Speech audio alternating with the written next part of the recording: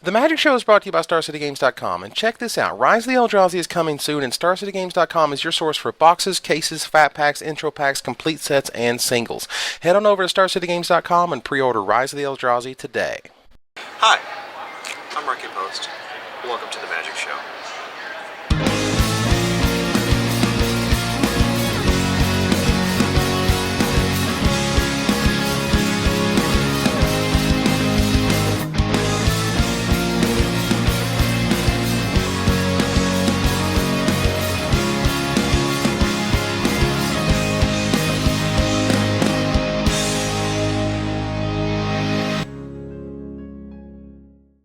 Hello everybody and welcome to another edition of the Magic Show. This week we're going over another incredible wave of Rise of the Eldrazi spoilers, and the boys at Wizards don't disappoint. We'll also go over the viability of levelers, what they mean to Magic, and how they're far better than you probably think. Let's go!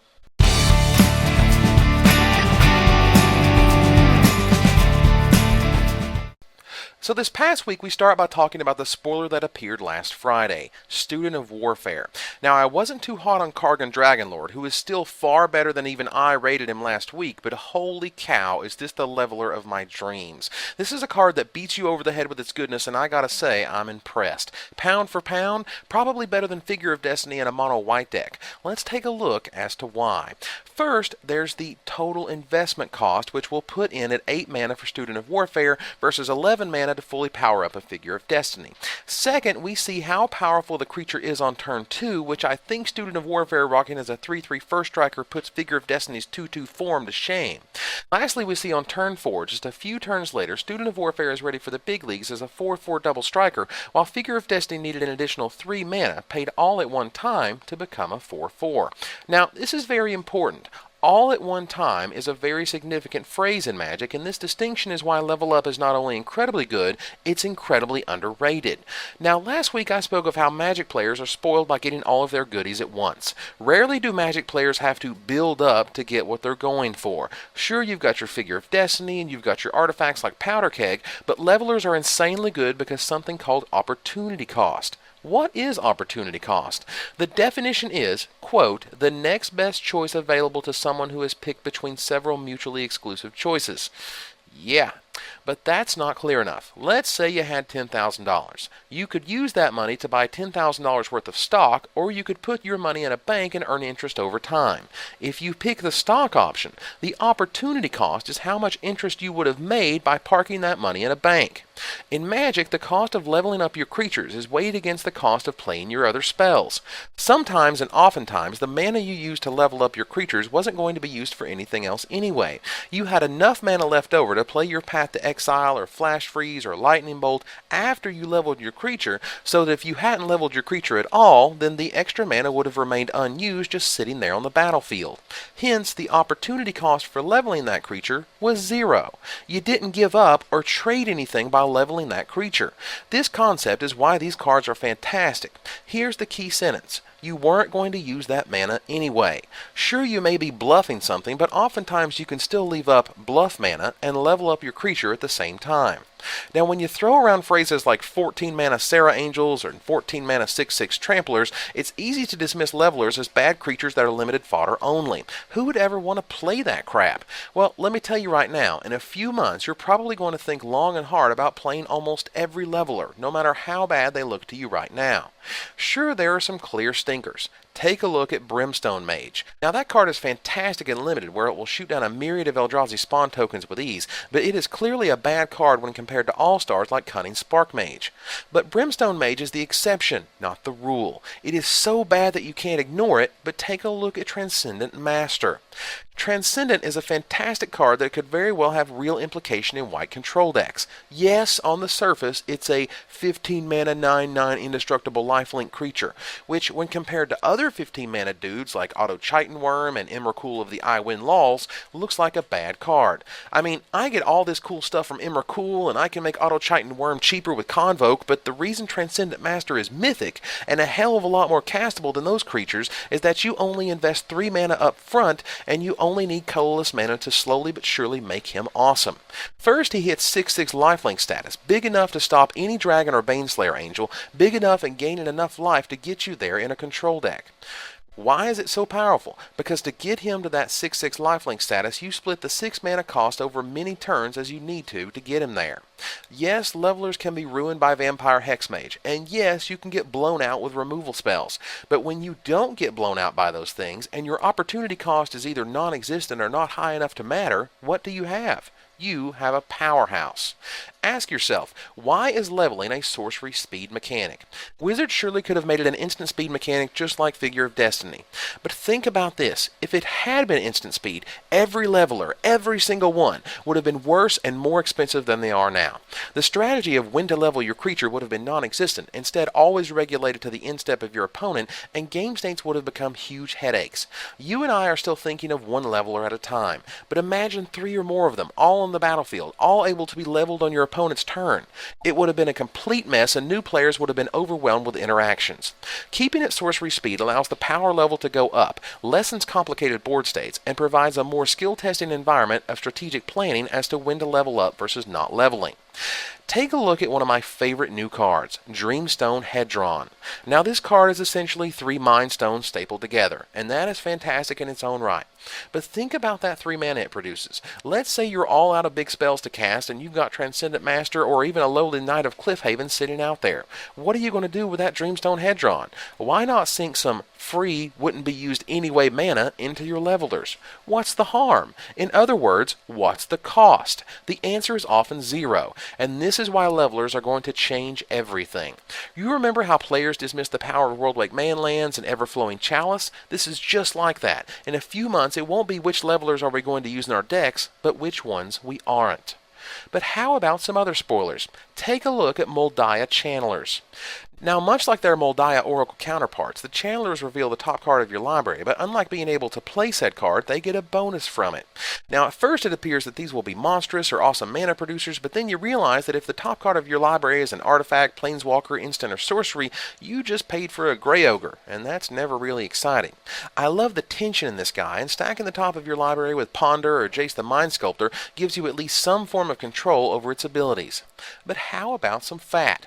Everybody loves the fatties, and we've got one in Palaka Worm. Wow, how good is this card? Let me show you how far this game of ours has come in just a few years. In 2008, we saw Duskdale Worm in Eventide, a 7/7 trampler for the same cost that didn't get anything extra. Today we pay the same cost and get a ton more bang for our buck. Gain 7 and draw a card when it dies? Wow, nice upgrade, Wizards.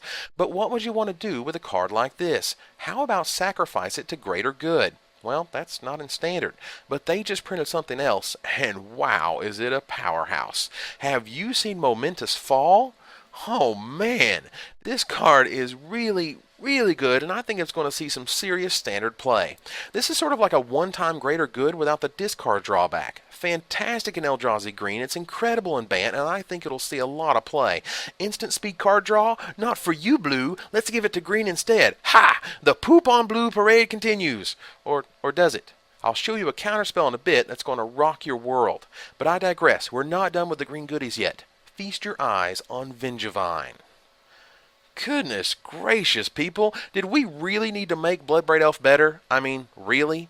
There's been plenty of chatter about banning Bloodbraid Elf in Standard. Yes, really. When you notice that a whopping 75% of decks from the past 5 major Standard events featured 4x Bloodbraid Elf. And here comes Vengevine, a card that is not only incredible at beating face, it is a perfect answer to Blightning and a perfect card to pair with the Elfest with the mostest.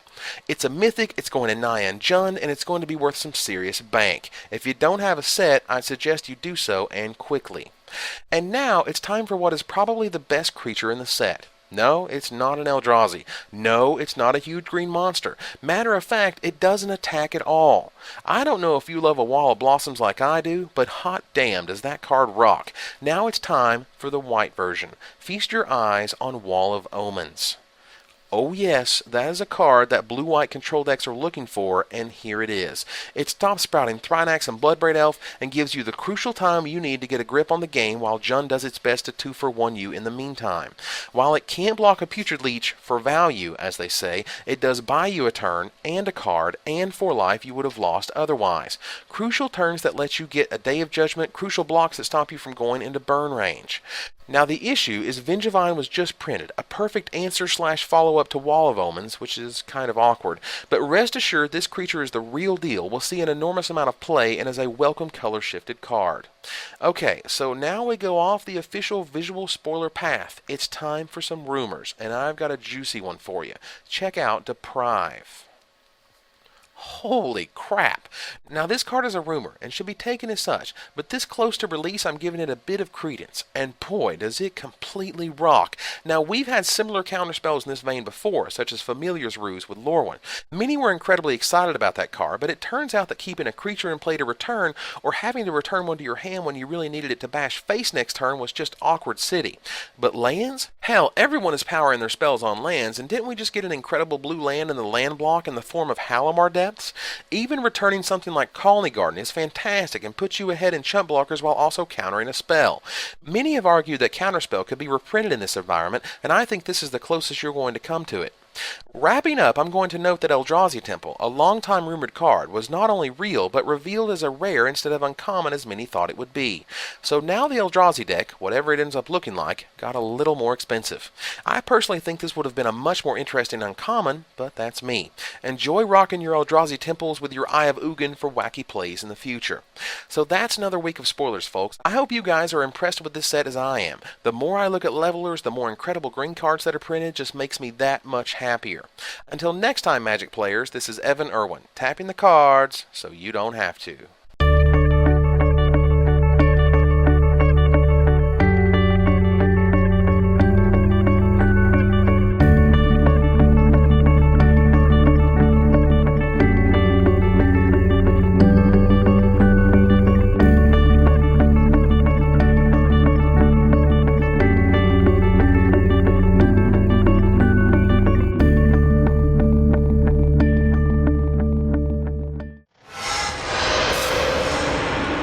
Always like the fatties.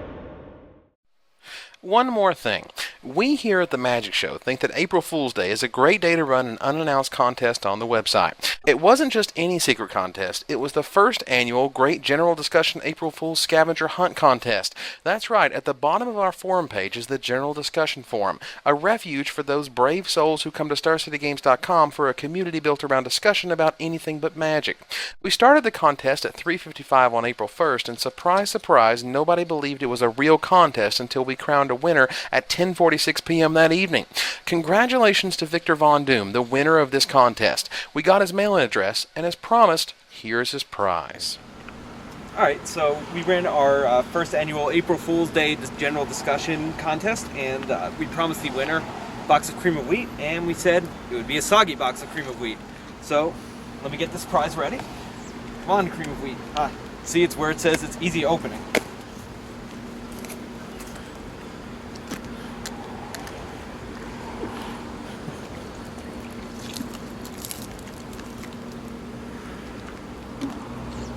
Get that mixed up a little bit in there.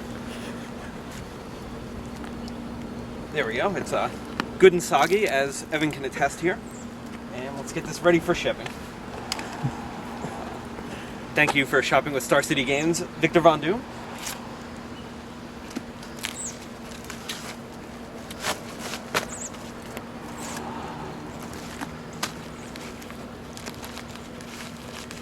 Here comes a lesson in why I'm not allowed to tape packages here at StarCityGames.com. Little known fact, this is actually a rule instituted by the head of the shipping department.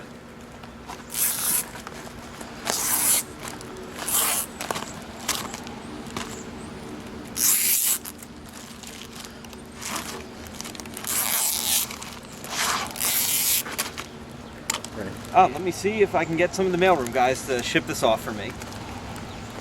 Hi, Mailroom Steve. Could you ship this to Victor Von Doom for me? Victor Von Doom? Yep. What is this?